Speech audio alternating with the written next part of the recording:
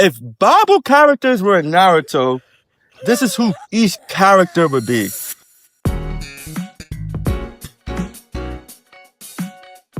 I'm a servant of God, and if you're seeking to draw closer to God with cartoons, this is the channel for you. My name is Naruto Uzumaki. Remember that. So if this anime was in the Bible, Naruto would be Joseph. Joseph is my favorite character in the Bible. Both characters were rejected and underestimated in an early age, and they were bullied and hated by others. In Joseph's case, Joseph was thrown into a well and sold into slavery by his own brothers. And Naruto was shunned as a child in his village because he carried the nine tails, something that he couldn't control. He was just born like that. Power of the nine tails. Naruto was labeled as a failure at the Ninja Academy, and he repeatedly failed exams. And Naruto was constantly treated as a joke of the village rather than a future strong, capable ninja. Both Joseph and Naruto are avid dreamers. Joseph had a dream about becoming a king and ruling over his brothers. His brothers didn't really like that, so they hated on him and sold him into slavery. And of course, we all know Naruto is famous for proclaiming and dreaming about one day I'm gonna become Hokage. And he always put that out to himself and affirmed himself and eventually became a Hokage. My name is Sasuke Uchiha. I hate a lot of things. Sasuke is Cain, and Cain is the son of Adam and Eve. If Cain is Sasuke, his brother Abel would be Naruto. Despite the love Naruto shows for Sasuke constantly, Sasuke rejects his brotherly love. Cain is consumed by anger and envy, which eventually leads him to kill his own brother Abel.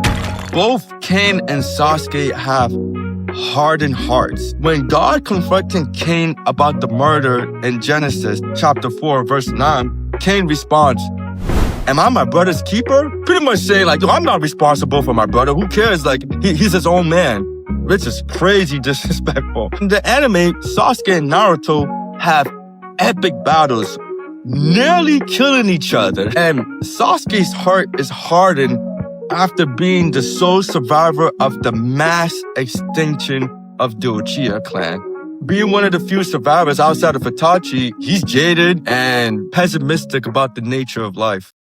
I'm Sakura Haruno. Sakura will be Esther. Esther was a Jewish orphan who later became a queen. And her Jewish identity was hidden because at the time, people plotted to kill the Jewish people. And Esther could have remained silent, but she fasted, prayed, and acted with courage and conviction. And she approached King Xerxes without invitation.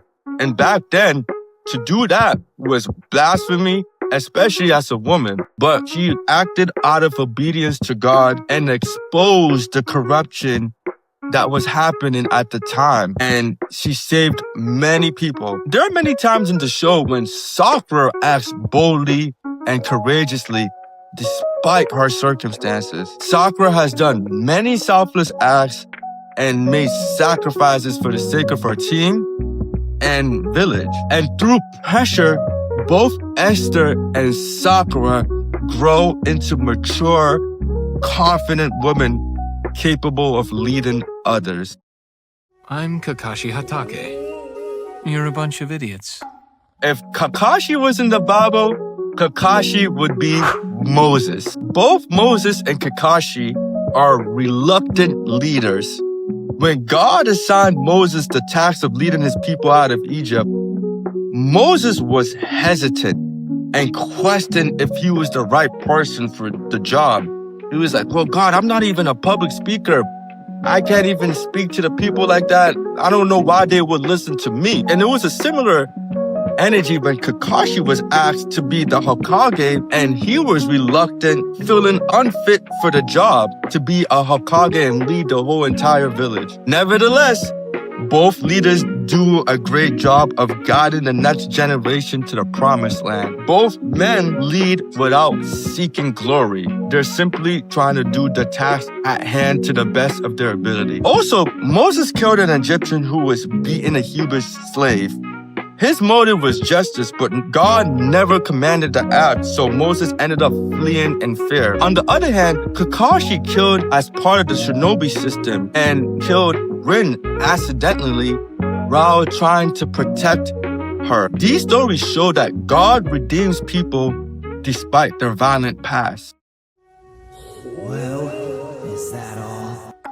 Gaara would be Paul. Both men were raised in trauma and rejection, becoming violent and hardened in their hearts. However, they both encountered truth and transformation, redirecting their power towards encouraging leadership and peace. Gaara began as a weapon shaped by pain. His identity was rooted in hatred, and he believed strength came from isolation. But after encountering Naruto's compassion and strong sense of justice, Gaara's worldview completely shattered and changed. And instead of destroying villages, he chooses to protect people and eventually becomes Kazekage. Similarly, Paul was once a persecutor of Christians, and he killed hundreds of Christians for a living, believing his violence was justified and was an act of righteousness. And then one day, he encounters Jesus on the road to Damascus with a blinding light from heaven. And Paul hears a voice saying, "Saul, Saul, why are you persecuting me? Why are you doing this to me?" And this moment completely changes Paul's worldview, realizing that opposing Christians meant living against Christ. And afterward, Paul becomes a prolific author, creating some of my favorite books in the New Testament, like Romans. And he built churches and spread the gospel to as many people as he can.